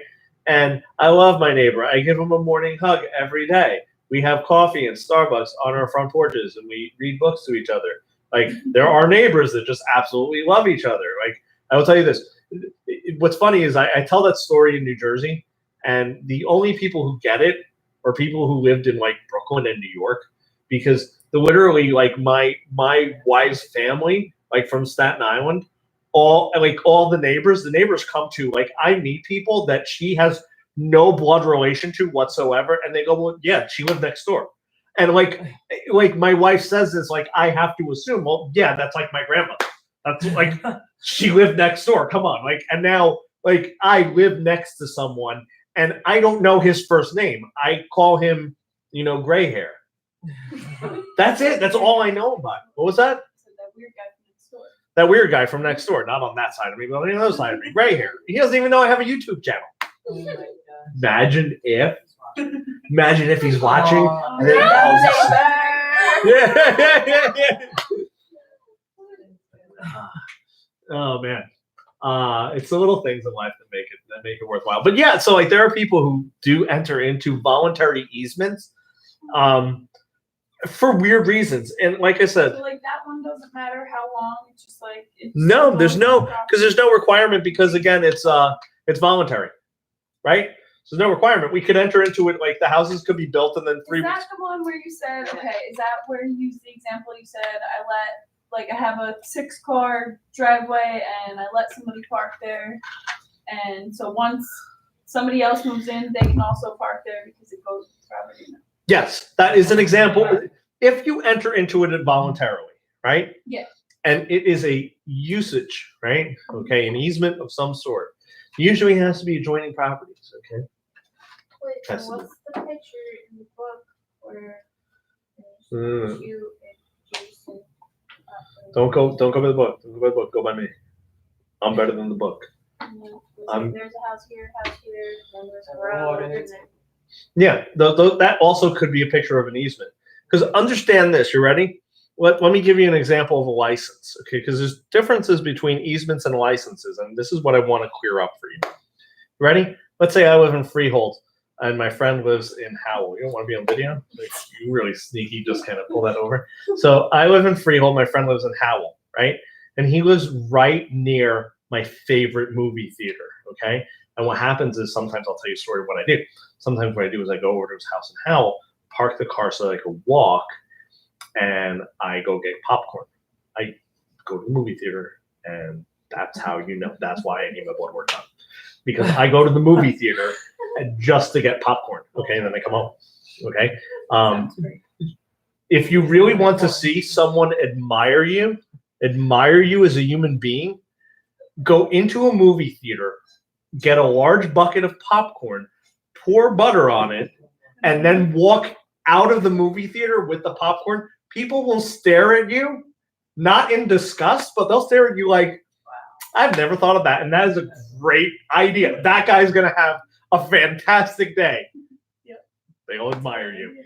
They'll admire you. They won't say that guy, though. They'll say that lady. And then as you become more pregnant, They'll You should- understand. Popcorn's great. Being pregnant It's one of the only things I can eat. popcorn's fantastic. Popcorn's fantastic. Before you could walk in there, Right? Yeah. Popcorn's fantastic. Okay. I digress, though. So I live in Freehold. My friend lives in Howell, and he tells me I could park my car there at any time and gives me a license. That's different, because that's a license, not an easement. Because it looks similar to an easement, but it's a license because we don't have adjoining properties. Yeah. Okay. Does that make sense? Yeah. When the states don't touch, it's not an easement. It's a license. When the states touch, it's an easement. And okay, so is a license like an actual paper or something? Like, Yeah. Okay. Yeah. It's like giving you. So that's Here, way it's too your- excited. Yeah, that is. like here's. Yeah. It's totally like that. Like, yeah, no, you can make it superficial. Like, I got way too But like, excited is for that. an easement necessarily given like that? Yes, an easement is, Also? because an easement runs pertinent with the property. Right. So an easement is going to be documented. Okay. Yeah, it's going to be on the. It's going to be on title. So like when you do title searches and you get an abstract of title, easements and licenses will come up. Those were great, fantastic questions, and they will be memorialized in YouTube history. So let's talk a little bit about title. Title. There are several ways in which you could take title to a property. Okay. What's the first one when you own it by yourself? Tennessee and Severalty. Severalty, right? Because why do we? And I always say this, and I will say it from here to Timbuktu. Why do we call it severalty? Severed interest, right? Severed interest, right? Because I am separate from everyone else. I am on Stew Island. My dog is on Rosie Island, and I own Stew Island and severalty. Okay. Now, what's the next way that you can own? That you can take title to a property? Tenancy in common, right? What is this? What does it allow for? Tell me about like the thing. What is this tenancy in common? I've never heard of it. It allows for unequal shares, like you were saying. Absolutely. And then you can give your share to someone else. You can alienate your portion of it. You can sell your portion. All that kind of stuff. Right. You could devise the property. What does devise mean? To leave with a will. To leave with a will. Devise with a V. Okay. Devise means to leave by will. Right. Okay. So what else can you do? You can devise it. It can be how many owners? It could be however many. Right? Companies can own properties in common, right? Companies, McDonald's, right? McDonald's and Burger King can own their own fast food Love Island together. I just finished watching that show. It was so good. What show? Love Island. There's a show called Love Island? Yeah, CBS, I think it's on. Okay, I gotta get off this trashy thing because right now my jam is 90 Day Fiance. Yeah. Colty by Chorus. Did you ever see Stranger Things season 3 yet? So yeah, I have. So cute. Binge that. All right, let's keep going. You ready? So tenancy in common. Yes. What's the next one? Joint tenancy. Joint tenancy. Sure, joint tenancy.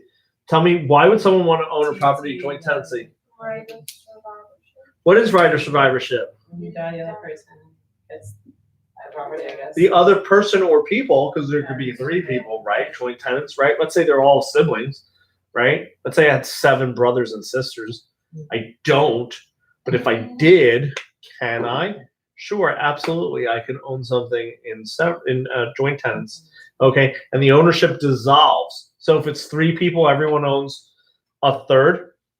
And then what happens is, as one person dies off, okay, then that third is dissolved out over the other 2 owners to give each one of them a half, right? Then once one other person goes, then it's someone who owns it in severalty then.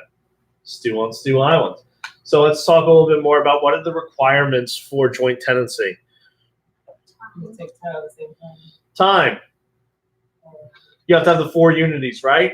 T-tip. Time, title, interest, and possession.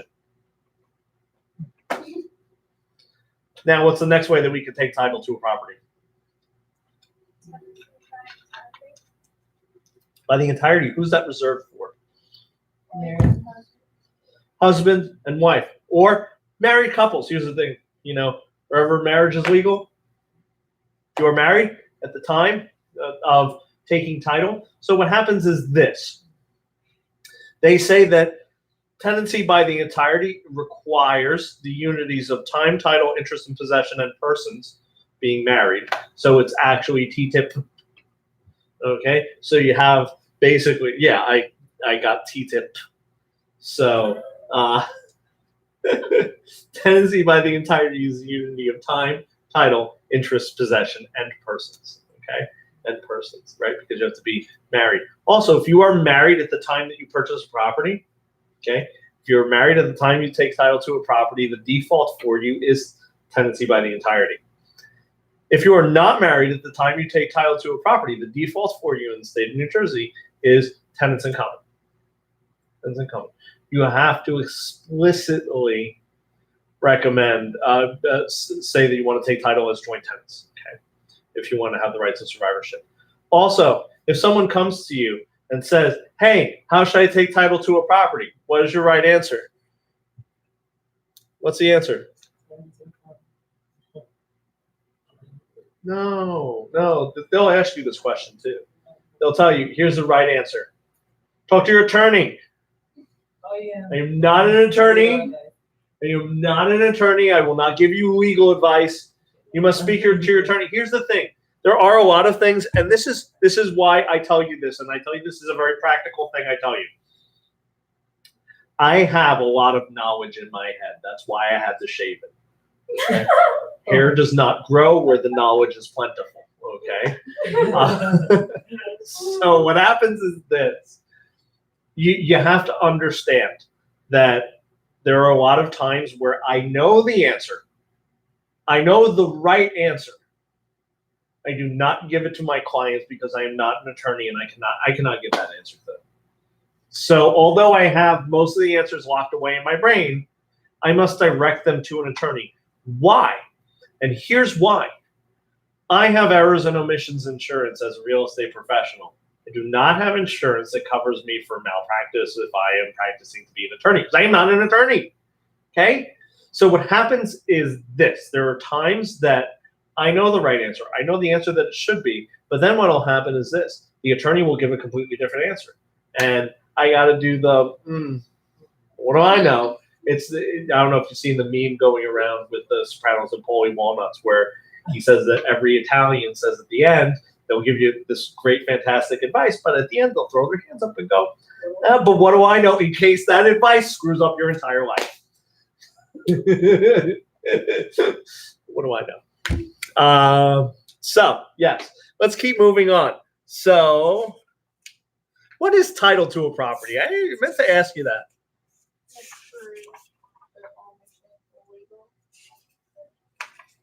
Right, it's proof of ownership. It's exactly what it is. Yeah, it's proof of ownership. Right? May 28th, 1980, they abolished what? Dower and curtsy. Dower and curtsy rights. What were dower and curtsy rights? Dower is the wife's interest in Sure, but what were they? Give me the overall. What is dower and curtsy rights? I know what. Yeah, you guys got. I know how you know you got that. So let's talk about this. You ready? Dower and curtsy rights are ancient rights.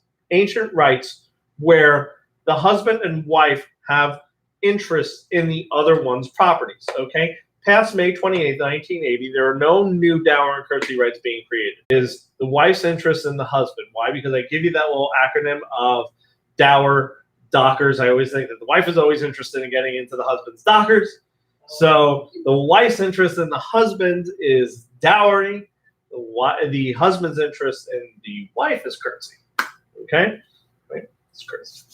So let's talk about government powers. We just talked about them the other day. What are some of the government powers that the government has that are limitations to the ownership of property? So we said that encumbrances are limitations to the ownership of property, but they are sometimes not all encompassing. They are sometimes voluntary, right? So encumbrances could be physical or financial, right? They could be liens or encroachments or easements or licenses, okay?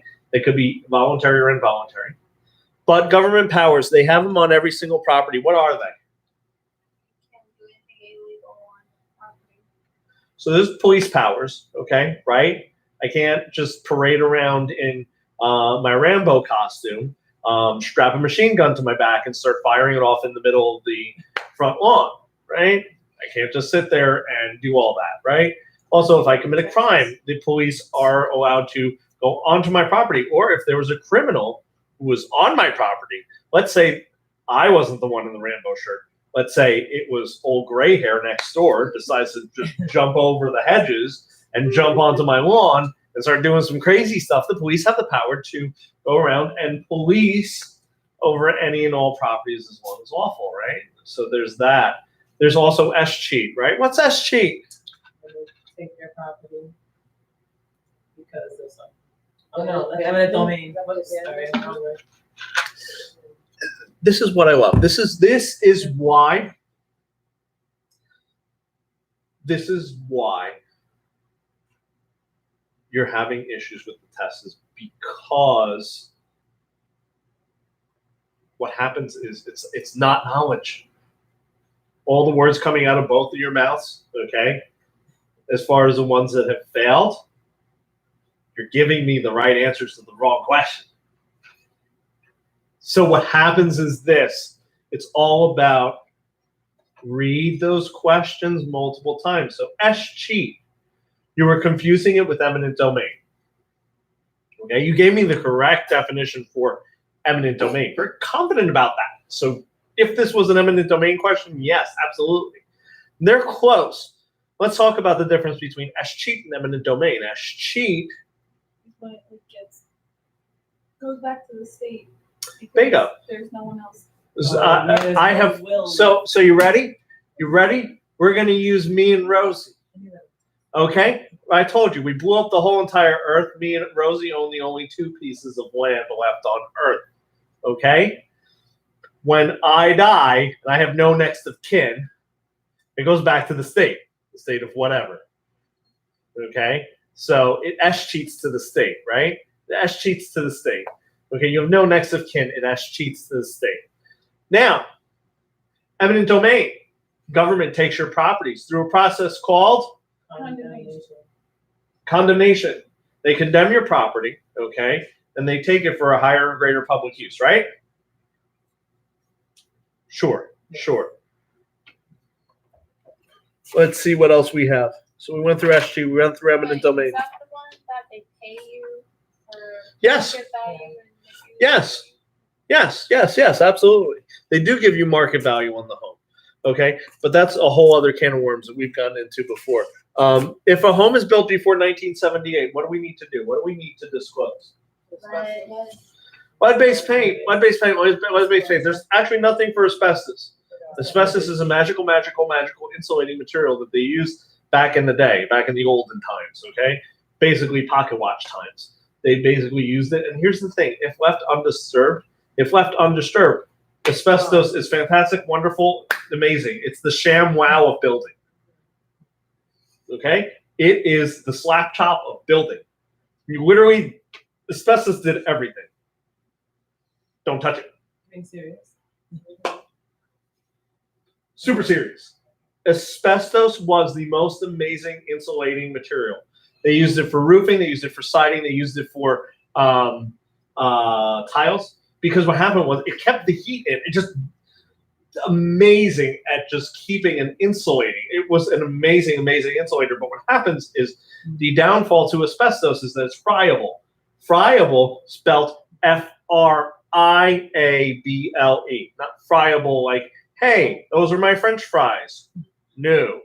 Friable basically means that it's crumbly and becomes airborne. Okay, so what happens is when you disturb asbestos, also lead-based paint is bad when you ingest it. Okay, it also has a friability to it. Okay, if it is friable, it could be ingested, things like that, right? Okay, so that's built before 1978. Good stuff. Tell me the different types of listings we could have. So an open listing. Let's start with an open listing. We'll talk about a net listing. Open listing. What is an open listing? Seller has multiple brokers, right? Multiple brokers, and they reserve the right to sell it on their own, right? Open listing. Okay. What's the next kind of listing? We have an exclusive agency listing. What's an exclusive agency? One broker. Exclusive agency is one broker. They reserve the right to sell the home on their own. Okay, without paying commission. What's an exclusive right to sell listing? They have to pay the commission to the broker or salesperson, even if they sell it on their own. Yes, absolutely. So that was least encompassing to most encompassing as far as the broker. Net listing. Let's talk a little bit about net listing. What is a net listing? Wait, what was the second? Illegal. Second one was an exclusive agency where there was one agency, but the seller reserved the right to sell it on their own without paying a commission. What was the third one? Third one was an exclusive right to sell where the seller does not reserve the right to sell it on their own and there's only one brokerage. Okay. Net listing. What is a net listing? Illegal. Sure. You sell for a certain price and you get a difference. Yeah. Basically, the seller says, I want a net, market it for whatever you want. That's an illegal listing. Okay. That's an illegal listing in the state of New Jersey. Okay. Now let's talk a little bit about, get my book. Contracts. What's an express contract? Express contract. When it's stated in words. When the terms are expressed, written or oral. Okay. An express contract is when the terms are written out. Basically, not necessarily written out, but the terms are laid out. Yeah, absolutely. What's an executed contract? Oh, finished. Done. What's an implied contract? Go to 7-Eleven. I go up to the counter. With my arms filled with all my goodies. Now it's only fruits and vegetable chips and my diet soda. But it's still. Do I have my good side that I'm showing on YouTube? No, I definitely don't have my good side that I'm showing on YouTube. So, yeah, that's an implied contract. I bring all my goodies. Okay, so back in the day, it would be my warheads, my airheads. Do you know what's amazing? How actually all the best childhood candies for me, airheads and warheads. I love those two things. Yeah, I used to wrap the warheads in the airheads and make like a little warhead airhead baby. Like, yeah. Mine is sour gummy worms. Ooh, sour gummy worms are good, but you know what you need to do? Gushers. Gushers. Oh yeah, they used to make my mouth turn green. Then I would tell my mom, I'd be like, "No, I didn't eat gushers today." Yeah, sugar daddies. That's you're showing your age. Yeah, Charleston chews. They're still out there. I know they're still out there. Let me tell you something. Milk duds. You know what I used to do? I used to actually flatten milk duds, and then I used to wrap them in Whoppers. Like I used to wrap Whoppers in them. Like a true fat kid. I don't just do one candy. How do I eat? I make like the Megatron of candies, and I sit there and I'm like this. I'm like, I should be like Willy 7. Wonka over here. If it was socially acceptable to be 700 pounds, I would be. I'm recording all this. I don't care. We're getting later into the night. It gets a little longer and longer in the tooth. So talk about an express contract, implied contract. What's a unilateral contract? Only one person. Binding to one party, right? What's a bilateral contract? Binding to two parties, right? So our unilateral contracts are usually option contracts, right? Give you the option to, right? Okay. I give my wife an option to go to Atlantic City or go to Philadelphia. She would pick neither. But I would like her to. And I'm commemorating that onto YouTube. Yeah. So if you give options, it's binding to the party who is giving options, who is the option or, right? Option or optionee. OR gives, EE receives, right? So I'm giving the option. That goes to my wife. She's the optionee. Now, what's a legal, what are the elements of a contract? What do we need for a contract? Competent parties, right? We can't be drunk. We can't be on the ganj. Offer and acceptance. There needs to be offer and acceptance, right? So we have to be competent. Has to be offer and acceptance. What else? Consideration for love and affection. It could be good or valuable. Right? So love and affection or money. What else? Legality of object. Legality of object. Right. I can't say to someone, hey, I'm pretty sober right now. I'm going to give you $700 to go push my weed. Right? Can't do that because the weed in the New Jersey's is not legal yet. So we can't do that. The contract for murder wouldn't hold up. What else does there need to be?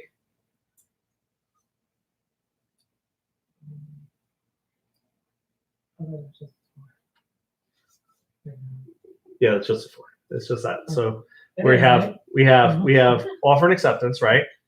Consideration, legality of the party, legality of the object, and competent parties, right? Good. We're good on that. Let's talk about our less than freehold estates. Less than freehold estates. Less than freehold.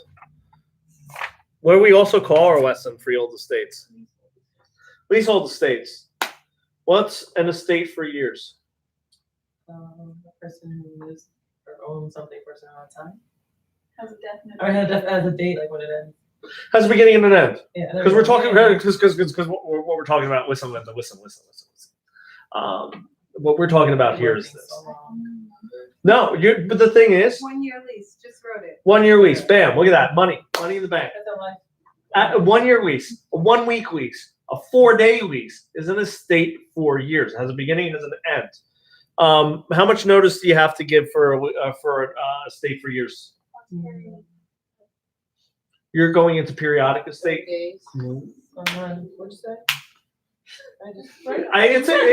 So let me backtrack you. You ready? Yeah. An estate for years, I just told you, has a beginning and an end.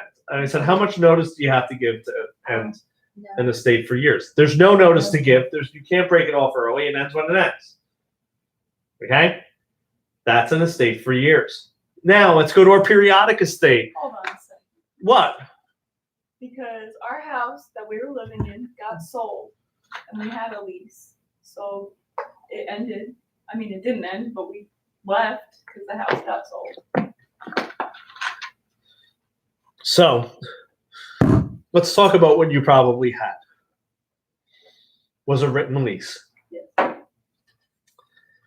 You probably had. I mean, I left because there was termites anyways, and I was like, I don't care. Sure. The house is sold and getting the hell out of here, but. So now if all parties agree to dissolve a contract, then that's fine. Okay? You can do that. What if we didn't want to leave? Well, then we would have to be examining your lease, and I would have other questions for you. Okay? Certain leases do allow for saying, hey, if the property is sold, this happens. But here's the thing. If a property is sold, this is a great question. If a property is sold, does the leasehold estate dissolve or carry over? Carries over. Leasehold estate carries over. It's a less than freehold estate that does carry over. Okay? So just because the lease, it was sold. So does that mean we would technically still have a lease with these new people? Yep. Or would we have to renew a lease with these people? Nope. Your lease will stand. So we could have said we're not leaving, we're staying. Sure. But also here's the thing, when you strap up your boots and you go, all right, we're not moving. What happens is there's going to be resistance met on each side. And also, again, it requires an examination of exactly what you had, right? Because there's two types of leasehold estates that you probably had. You either had an estate for years, which has a definitive beginning and definitive end. Okay? That's probably more likely what you have, right? The other one is a periodic estate. What's a periodic estate? Auto renews for a period, right? Auto renews for a period. So month to month, year to year. If it auto renews, it's a periodic estate. If it auto renews, it's a periodic estate. Okay? Now, how much notice do you have to give for that to end? 1 period. So if it's a month to month, 1 month. If it auto renews on a year and it's a year to year, 1 year. Okay, 1 period. Cancels it. Tenancy it's at will. What's the tenancy at will?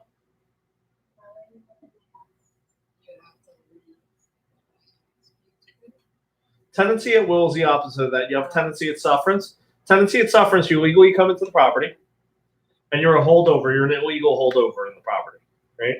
Illegal holdover in the property. It's a tenancy at sufferance because someone's suffering, and that's the landlord. Okay? Tenancy at will is the opposite of that. It's a legal holdover. So, like, let's say, hey, the lease is up, but I'm looking for a place to own. My home's not closing for another month and a half. And they're like, sure, stay as long as you want. Let's just keep going like this. Tenancy at will.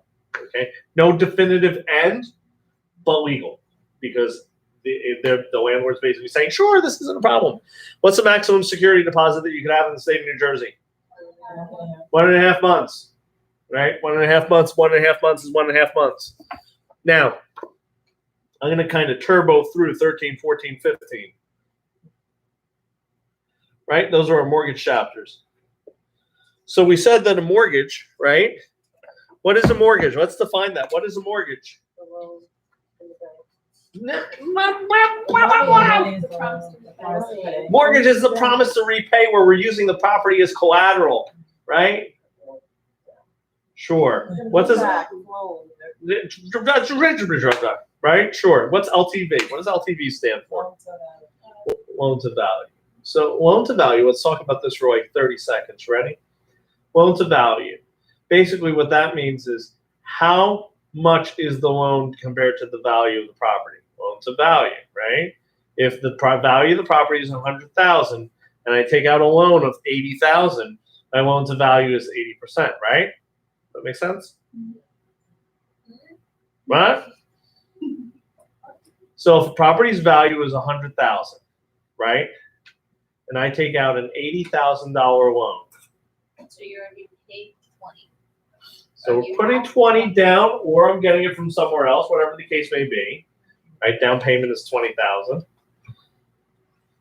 Then that means that the loan to value amount is 80. Now, why do I pick that number? Why do I pick 80%? Okay. So when you get a loan, okay, and it is a conventional loan, because loans could be, there are several different types of loans. Let's start with this, VA loan. What is a VA loan? Veterans loan. Yeah, absolutely. That's reserved for our military veterans, okay? What is a key feature of a VA loan? No down payment. 0 down payment required. Now, let's talk a little practicalness. Ready? When you are working with VA loans in the real world, typically they'll ask you to put money down that you can have back at closing, just so that you have some sort of down payment to enter into the loan. But you can take out a 100% VA loan. Another key factor of a VA loan, it's what? Guaranteed. It is guaranteed by the VA, yes. What else? Insured? No. You're trying to guess what's on my mind, and that's hard. I get that totally. But I wanted to see what you knew. I wanted to see how far you got. You got far. It's assumable. It's assumable. Now, in super low interest rate times like right now, okay, assumable might be great if interest rates all of a sudden go woof, woof, right? Because there's really nowhere else for them to go except woof, woof, which is up, okay, for those of you who don't speak STU. So just straight up. So there's nowhere else for them to go but up, right, when they're this low. So what happens is that is really great. And now, when you assign a contract, we'll go back to contracts for a second. What does assign mean in a contract? Just thought about this. When you assign a contract, You're giving it to someone else. you're assigning it to someone else, right? So we're talking about that. What's it mean to novate a contract? Novation of a contract. To edit it. When you give it, somebody else takes over it. That's assigning. What's novation? So assigning is the substitution of an individual for another, right? So let's say Stu's on the contract. I assign the contract to Rosa. Okay? I'm now asking you, what's a novation? A new contract. Substitution of a new contract. Bingo, bango. So it could be new parties. It could be a whole new thing. Now, the contract has to be assignable or able to be novated in order for you to novate or assign it, right? Okay, so that was just something that came to my head that I realized I didn't do. Let's get back to VA loans. It's assumable, yes. Okay, so someone who, now the person who assumes the VA loan has to qualify for the VA loan. So they have to be a veteran too. So you can't just, Stu Jacobson can't come in there and be like, hey, I want the VA loan. I can't get that. I can't assume it because I have unfortunately not served in any of the armed forces, so can't do it. Now, who's Fannie Mae? Now I know my front people won't know, so unless you watch my YouTube channels, who's Fannie Mae? That's the mortgage buyer. Stock people that take the loans. I mean, yeah. Okay, yeah. I'm going to take this. So Fannie Mae is the largest purchaser of mortgages on the secondary market. Okay, because I give you the candy store analogy. Here's my candy store analogy for what a mortgage is and how banks work and how things happen. So when we're talking about loans and mortgages, what happens is this: banks lend out money, right? Banks lend out money, and that's the candy. That's the Willy Wonka factory. Okay, the candy's all flowing plentifully out to the people. But then what happens is the banks need to restock the candy. Right? There's no more candy. What do? Now they're holding all these mortgages, these promises to repay. So what they do is they go to Fannie Mae and they say, hey, here's all of these mortgages that are going to be here for 30 years, but we want more candy to give out to the people. Right? So we sell our mortgages to Fannie Mae. To Fannie Mae. Fannie Mae is the largest purchaser of mortgages on the they call that the secondary market, right? Fannie Mae is the biggest purchaser of mortgages on the secondary market. Fannie Mae sets limits as to what they'll purchase mortgages up to. Anything above the limit that they'll purchase up to is considered a jumbo non-conforming loan. Jumbo non-conforming loan. Anything below that is fine, not a problem, all well and good. Who is Freddie Mac? This way. So here's what I say. Here's what I say. This is I explained this the other day. This way. You ready? Fannie's got a big Fannie, right? Fannie's the Mama Dukes. Okay. So Fannie has the big Fannie. Freddie, think of him as like a little leprechaun. Fannie has smaller Fannie. He's exactly that. He's a smaller Fannie. They'll buy basically similar things that Fannie will. He's just not Mama Dukes. He's not Fannie. Now, there's a third person on the secondary market. Jenny. Who's Jenny? Buys the high risk. Jenny is our government entity on that secondary market. Why? Because as a G, is our government. And why does she exist? Because Fannie and Freddie are actually technically, I'm going to give you the very technical term. They are corporations. They're private corporations that buy on the secondary market. Ginnie is a government entity because what happens is Freddie and Fannie, because they're private corporations, they sit there and they cherry pick stuff. They go, oh, I want that. Oh, I want that. Oh, I want that. So what happens is they're not taking high risk loans. They buy pretty much everything, but they're not buying secondary high risk. They're not buying high risk loans. So in order for people to qualify for high risk loans on that secondary market, what happens is Jenny comes in and buys those high risk mortgages, those subprime stuff like that, so that we're not flooded with, junk on the secondary market. That's the general gist of it. What's a point on a mortgage? Tell me what the point on a mortgage is. 1% of what? Okay, if I take out a loan that has a lower than 80% LTV, what do I need to do? So, a higher than 80%. So let's say it's 85% LTV, 90%. What do I need to do? If you take out a loan that's less than 90%? More than 80% loan to value. What do I need to do?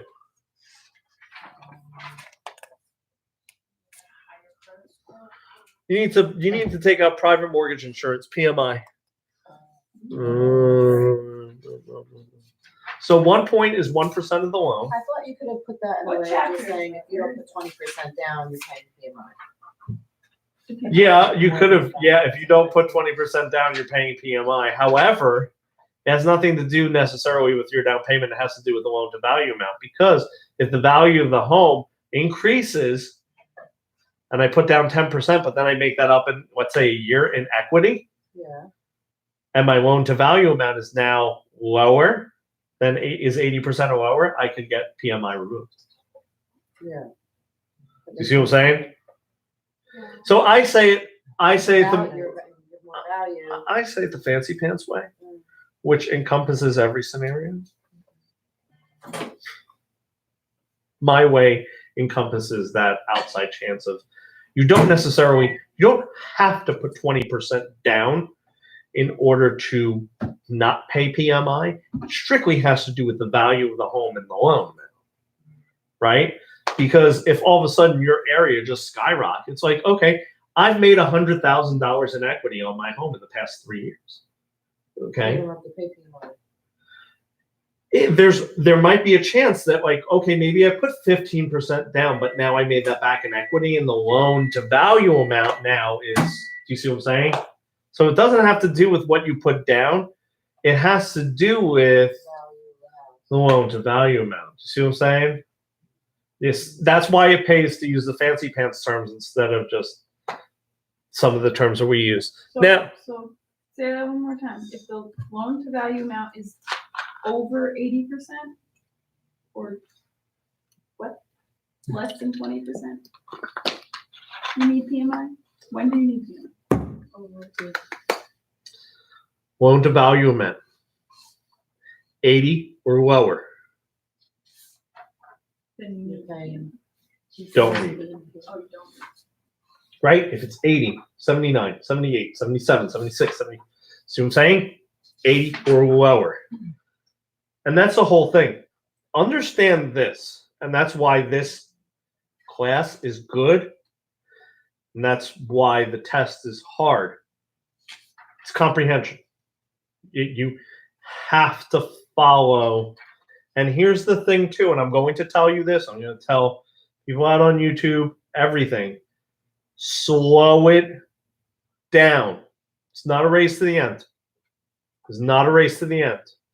It is all about listening to the words that I use, because most of the time, I'm very deliberate in the words that I use when I'm in the review class, like this.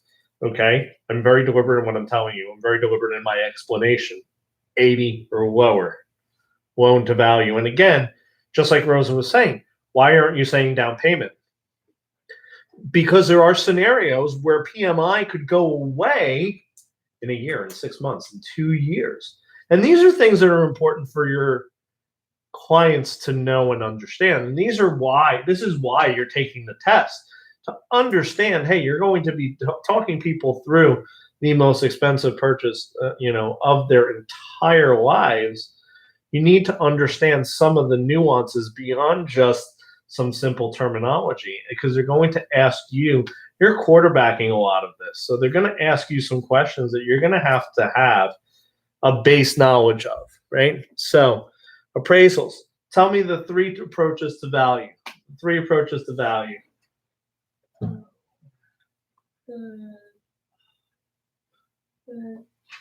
Sales comparison approach. Sure. Yes. Those. Sales comparison approach. What else? So what is the sales comparison approach? It's when we compare sales, and we usually use it for what type of homes? Value. Residential homes. I know it's getting late. I got one more chapter after this. Okay. So sales comparison approach. What's the second approach to value?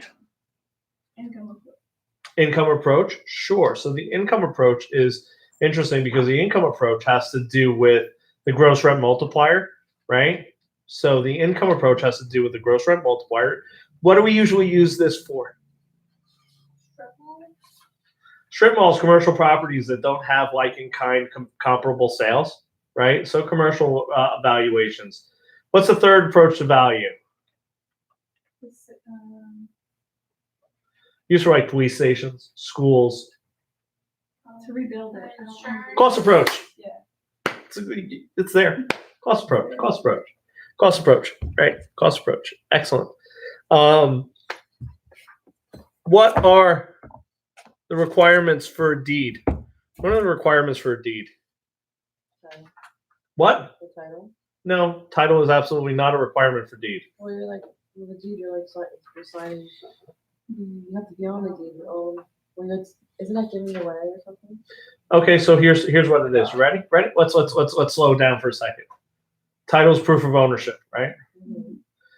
Deed transfers title. Mm-hmm. You don't necessarily have to have title to a property to sign a deed to someone. Quitclaim deeds do not require title to be valid, okay? Right? Quitclaim deeds do not require that. Right? Because when I sign you a deed that is a quitclaim deed, I'm signing to you any interest that I may have in said property at the time that I sign the deed to you, making no express warranties of clear title to the property. I could sign you a deed right now, a quitclaim deed to Kim Kardashian's home, right? What do you want to own? You want to own Leo DiCaprio's home? If he comes with it, right? That's what you're thinking. You couldn't get it out fast enough because it's getting late. But you said if he comes with it, right? Yeah. Right. Mine, we actually, who's my celebrity crush? I said it the other day. It was, who's Justin Timberlake's Jessica wife? Biel. Just, oh my God. Really? Oh, she's so like, oh, she's dreamy to me. She's dreamy to I'm me. shocked that she doesn't I would, like let me tell you Oscars. something. If I have words that can fill any time frame at any point, and I could say any word anytime. I could fill space with words so eloquently. If I ever met Jessica Biel, I would suck in my stomach so fast, and I would do the chin out because that keeps your chin fat. That's So when you do the selfies like that. You do the angles where you chin out. I know all those things, all the Instagram, the hashtag. You know, but Body type, you know? body type. Yeah. Listen. Someone told me the other day that I could cool sculpt my stomach. I said to him, I said, there ain't enough. I said to him, I said, you don't have enough ice or cooling or whatever to sculpt this thing into anything. Like you move stuff around a little bit, but I know. no. It's like, and then whenever I eat healthy, I always tell my wife, I'm always like, I always sound so horrible whenever I eat healthy. I eat like one thing of broccoli. I'm like, I can't do this. Just end it now. Like it's so like I'll drag myself. For those of you who have kids, like you ever see the kids when they drag their stuff around? They drag like their hands down. They do the hands. I actually do that through the whole home. I'll sit there, eat one forehead of broccoli. I'll be like, oh. Broccoli's good, actually. Yeah. Okay. In what world? Depends on Maybe. I love broccoli. Put some butter on it, salt, pepper, garlic. Oh. So you mean so that definitely does not sound like the broccoli that I had the other day. Yeah. So I digress though. So we're gonna get through this. You ready? We're talking about deeds. There are some requirements that we need for deeds. 19, sure, why not? What? What? Speak up. Offer and acceptance. We do need that. Tell me something else that we need. Legal description of the land. Sure. What are the different types of legal descriptions of the land? Oh, blocks. Lots and blocks, which is you're thinking of the recorded plat of subdivision. Thank you so much. When you use lot and block, we're talking about recorded plat of subdivision. I might not ever meet Jessica Biel, but I know real estate. Let's keep rocking and rolling. Recorded plat of subdivision, okay? Those are recorded town maps that are held in the town records or municipal halls, okay? And they are basically lots and blocks. We do use that in the state of New Jersey, so that is something that you'll see on the deed. What else is another legal description of land? Oh, from one object to another. So from the point of beginning, going clockwise around a property, describing it using monuments or rebar, which is man-made monuments, that is referred to as the meets and bounds description, spelled M-E-T-E-S and bounds. Meets and bounds. Okay. What's another one that we don't use in any of the 13 colonies? Rectangular survey or government survey system. Okay. Rectangular survey or government survey. Okay. Now, so we just said we need a legal description of the property. We need offer and acceptance. What else do we need?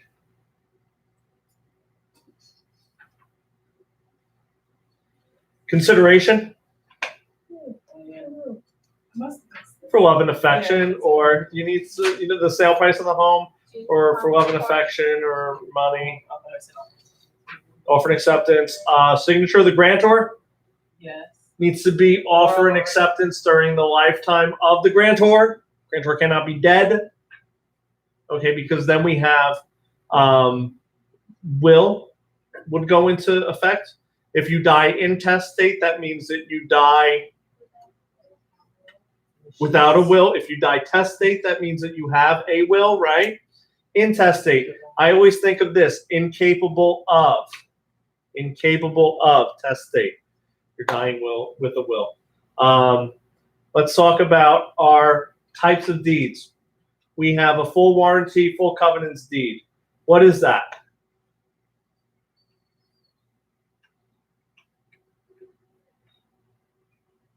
Yes, it's that. Full covenants basically gives the grantor, the one signing the deed, is giving a guarantee from back to the beginning of time to the time that they owned it to forever. Okay? It's the unicorn deed. Never going to see one because no one will ever give you that, right? It gives you full covenants. What's a bargain and sale deed? Bargain and sale deed, great answer. They're residential, commercial, anything could be bargain and sale deed, okay? It could be a parcel of land. Bargain and sale strictly says, here's the guarantees it makes. Bargain and sale says, I have title to the property.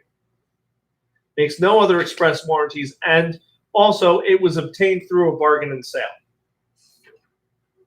Then there's a bargain and sale with covenants against grantors, or the bargain and sale CBG, which is a bargain and sale deed. So we said it guarantees that you have title, but also the grantor is guaranteeing it during the time that they own the property.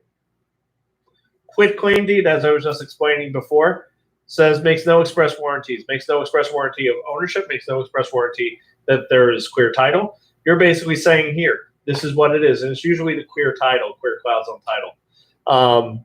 It is 8:30, the longest I have kept you for a while. Okay, I'm gonna stop my YouTube. Good night. I hope you enjoyed the side of my head.